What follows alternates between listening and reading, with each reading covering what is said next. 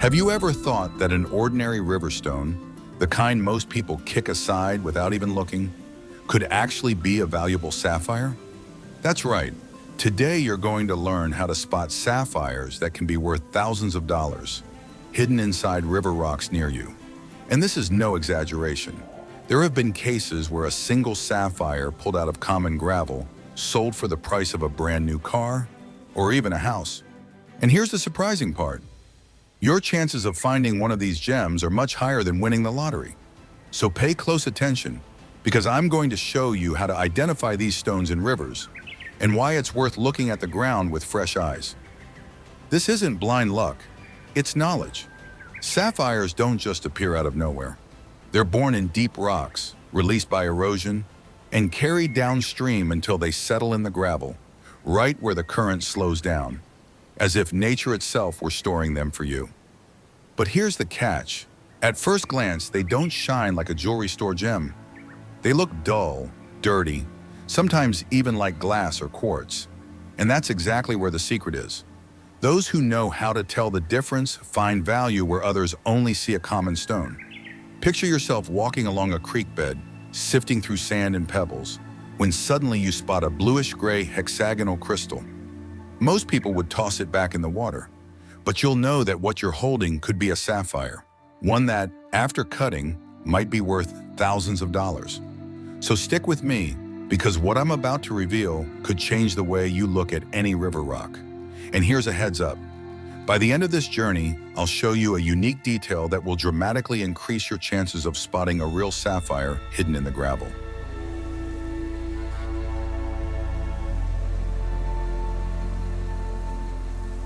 The first thing you need to keep in mind is that a sapphire doesn't just grow inside a river. It doesn't suddenly appear in the gravel as if it were placed there by magic. Every sapphire has a very specific geological origin. In simple terms, it's a variety of the mineral called corundum, made mostly of aluminum and oxygen. When small amounts of iron or titanium enter the crystal, it develops colors that range from blue to green and even yellow. That's what makes a sapphire stand out so much. But where exactly do they come from? To understand that, we need to look at two types of rocks that are mainly responsible for the birth of these gems: metamorphic and igneous rocks. Metamorphic rocks, like gneiss and marble, form when existing rocks are subjected to extreme heat and pressure deep within the earth. This process reorganizes the minerals and allows corundum crystals to grow. Igneous rocks, like syenite, form from cooling magma, and in some cases, they can also generate sapphires. Sounds technical, but all you really need to know is that these are high-temperature, high-pressure environments, exactly the right conditions for sapphires to form. But that's just the first chapter of the story. These sapphire crystals stay locked inside those rocks for thousands or even millions of years. And that's where erosion comes in, a slow but powerful process. Over time, rain, wind, and temperature changes gradually wear down the rocks. Little by little, fragments break off, and among them are the sapphire crystals. Now imagine this in slow motion. Over centuries, entire mountain slopes are worn down by rainfall. Water carries sediments, sand, and mineral fragments into creeks and rivers. And mixed into that loose material are the sapphires. Because they're extremely hard, a 9 on the Mohs hardness scale, second only to diamond, sapphires survive the journey intact, unlike many other fragile minerals that crumble along the way.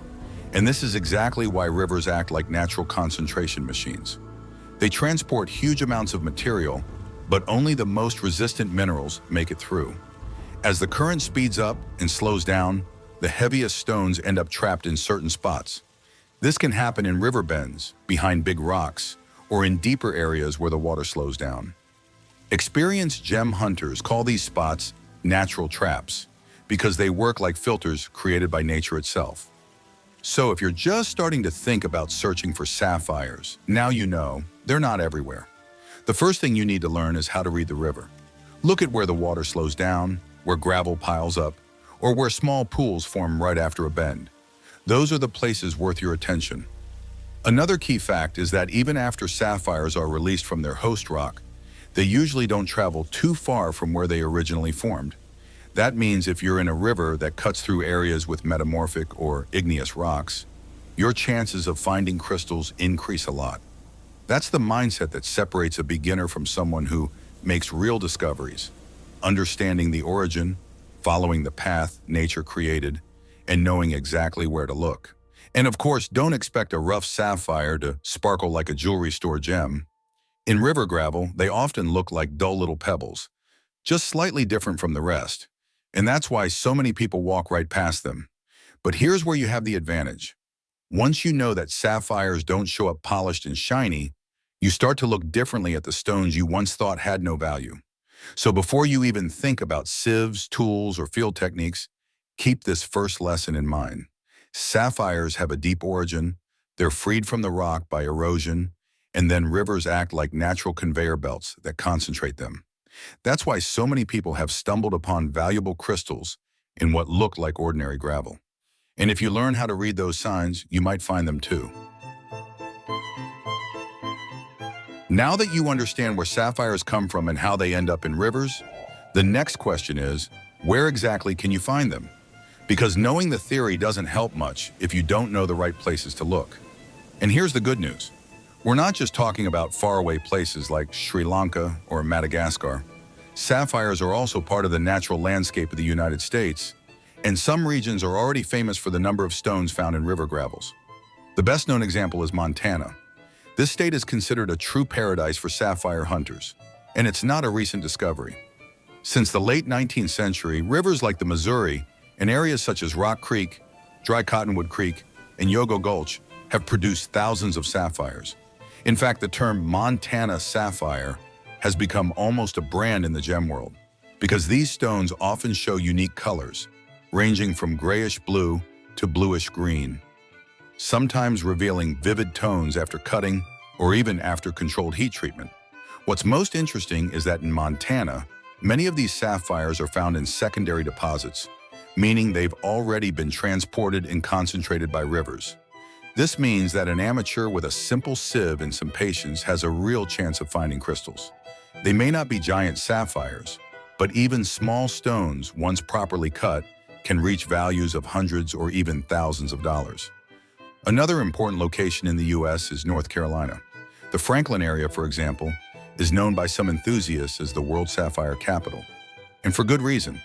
The rivers and gravels there offer a wide variety of colors.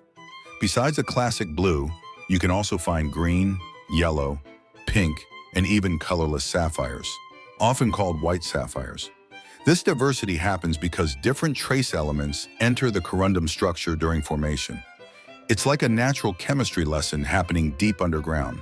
What makes North Carolina especially interesting is that sapphire hunting has even become a tourist activity. There are places open to the public where anyone can buy a bucket of river gravel and sift through it for stones. But even outside of these organized spots, the chances are real, especially in areas near old metamorphic deposits where corundum formed naturally. Beyond Montana and North Carolina, other states hold surprises too. In Alabama, for example, sapphires have been recorded in river gravels, often accompanied by minerals like quartz and garnet. Colorado, better known for its quartz and topaz crystals, also has documented sapphire finds in certain regions. Now, it's important to stress one thing. You won't find sapphires in just any river. The secret is in the geology of the area. If a river cuts through metamorphic rocks like gneiss and schist, or igneous rocks like syenite, your chances go up significantly. That's why knowing the local geology is such an important step. You don't need to be a professional geologist. Even a simple online geological map can give you a good idea if an area has potential. Another practical tip is to check the history of the region.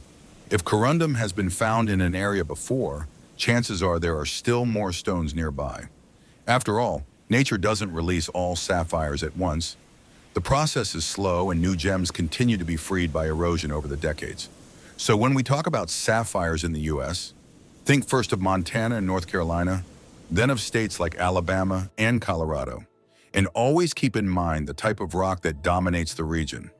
This will guide your search and greatly improve your chances of success. And the best part is that, unlike deep, hard-to-access mines, many of these sapphire occurrences are in shallow, accessible rivers where anyone can sift through the gravel. That accessibility is what makes sapphire hunting so fascinating. You don't need to travel across the world to find one of these gems. Often it's just a matter of carefully exploring the nature around you. By now, you already know how sapphires form deep inside the earth, how they're released by erosion, how rivers carry them, and where they can be found in the United States. But there's one detail that separates those who actually find sapphires from those who go home empty-handed: the ability to recognize a stone in its rough state. And the first thing you need to accept is this: a sapphire you find in a river will almost never look like the sparkling jewel you see in a jewelry store. They don't come out cut, polished, or glowing like in commercials. A rough sapphire, most of the time, just looks like an ordinary rock: dull, worn down by water, sometimes cloudy, or coated with mineral stains. And that's exactly why so many people have walked right past a sapphire without ever realizing it. So how do you tell the difference? Let's start with the most obvious signs. Sapphires often show a very distinct crystal shape, the hexagon. Of course, not every crystal is perfect, but if you notice a stone with six-sided faces, or one that ends in a stubby hexagonal point, that's already a strong clue. This crystal habit is typical of corundum, the mineral family that sapphires belong to. Another clue is the luster. Even when worn down, sapphires tend to have what gemologists call a vitreous luster. That means when you rotate the stone under light, it reflects like glass, but in a cleaner, more even way. This often shows up on small surfaces, especially fractures or smooth spots. Quartz also shines, but its reflections are usually more scattered and less sharp compared to sapphire. Color is another factor, but here's where many beginners get tricked. Most people assume sapphires are always deep blue, but the truth is they come in many shades: bluish gray, green, yellow, pink, and even colorless. In fact, white sapphires, nearly transparent stones, can be just as valuable as blue ones, depending on clarity and cut. So never throw away a stone just because it isn't blue. When it comes to hardness, sapphire really stands out. At 9 on the Mohs scale, it's one of the hardest minerals in nature. This means a sapphire can scratch almost any common stone you'll find in a river. So if you've got a suspicious crystal that can scratch glass or quartz without being scratched itself, there's a good chance it's sapphire. Of course, you don't want to scratch up every rock you find, but when done carefully, this simple test is a game changer.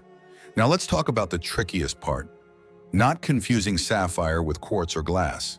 These two are the biggest imposters.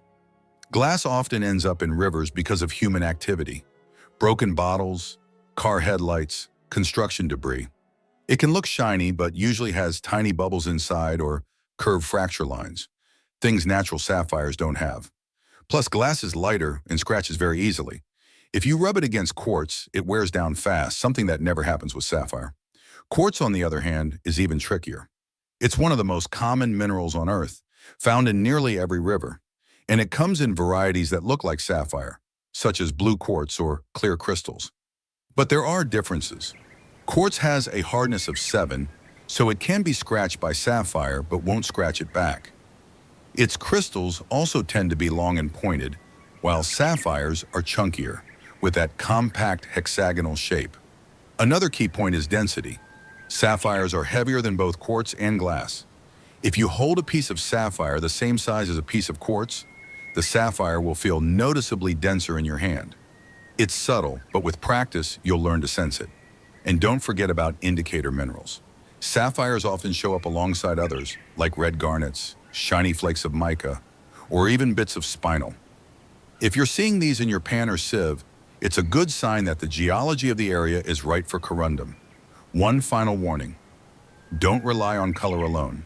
Many people have thrown away clear or yellow sapphires, thinking they weren't worth anything, while others have gotten excited over blue quartz, mistaking it for sapphire.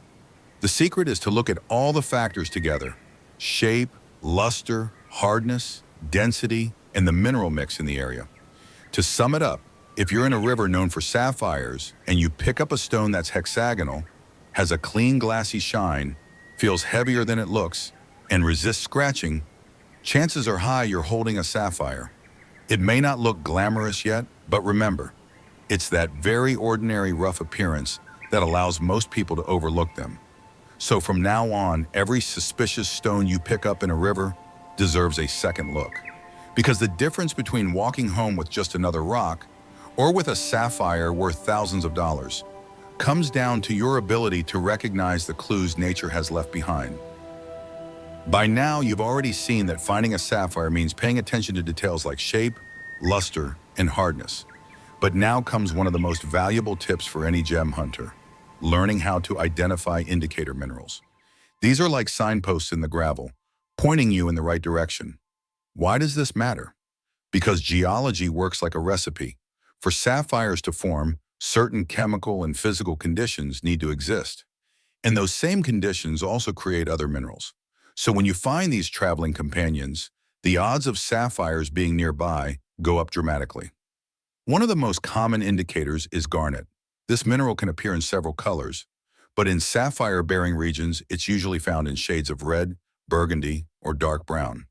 Garnets often show up as small, rounded crystals, almost like tiny marbles. The key detail is that, just like sapphire, garnet is dense and tends to collect in the same river spots, bends, slower currents, and behind large rocks. So if you're sifting through gravel and start spotting little red crystals, pay attention. It could be a strong sign that sapphires are hiding in the same deposit. Another important clue is mica. It shows up as thin, shiny flakes, often golden or silver-colored, that stand out in the sand. On its own, mica doesn't have gem value, but its presence signals that you're in a metamorphic rock environment, the very birthplace of corundum.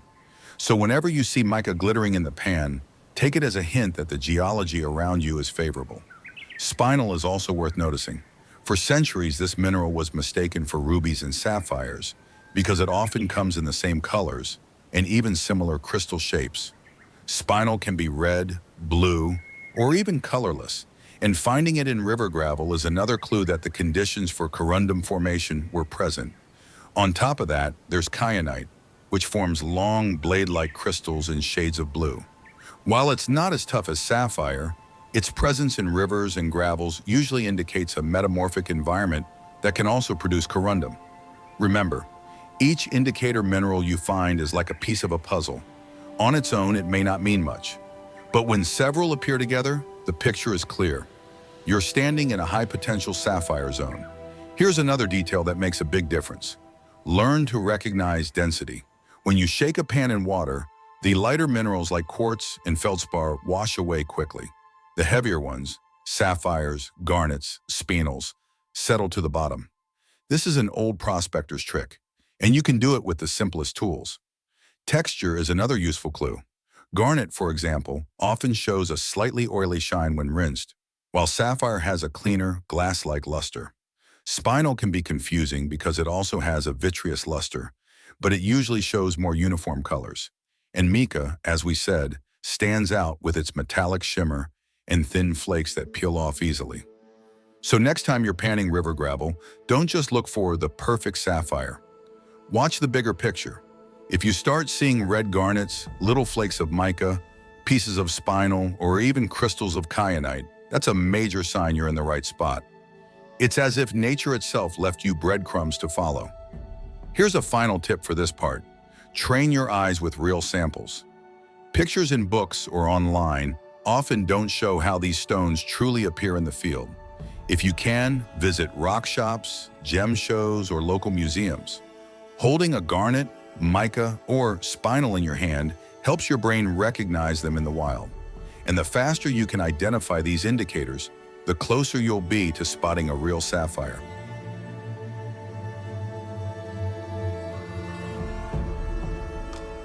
Now let's talk value.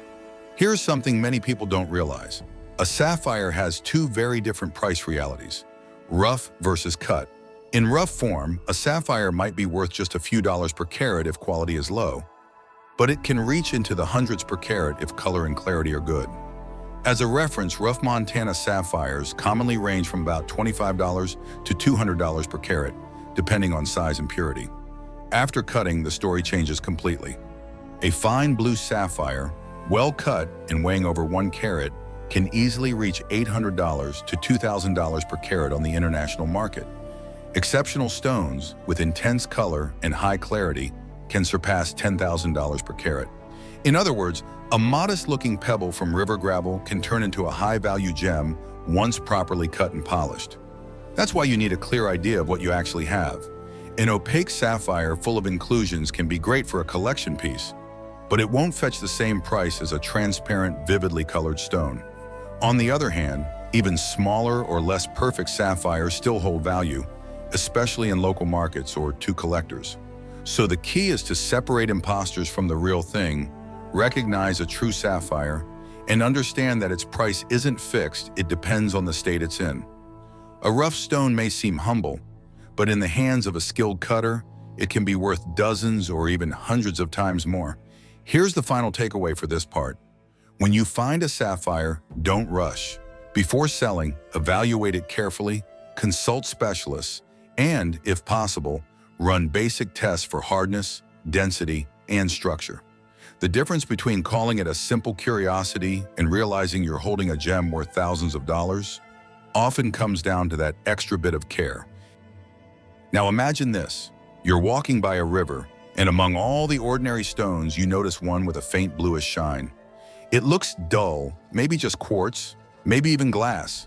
You turn it in your hand, unsure what it is, and then you toss it aside. But what if that stone wasn't quartz? What if it was a sapphire worth thousands of dollars? That moment of doubt could mean you just threw away the value of a car, or the price of the latest iPhone, or even a stack of $100 bills. And the truth is, this happens all the time. People lose life-changing opportunities simply because they don't know how to identify what's in their hands. That's exactly why we created the book Gemology Journey for Beginners, available right now on Amazon. Inside, you'll find simple, at-home methods of gemstone identification, the kind of knowledge that keeps you from confusing sapphire with quartz, or from selling a gem for a few dollars when it's actually worth thousands. And at this moment, it's not $49 anymore. You can get it for just $37. So think about it. The next pebble you ignore could be like tossing a brand new phone into the trash or tearing up a $100 bill. That's the real cost of not knowing what you're holding. And in the next video, I'll reveal the mistakes most people make after finding a gem. Errors that can cost hundreds or even thousands of dollars if you don't know how to avoid them. Thanks for liking and subscribing. Good luck, gem hunter.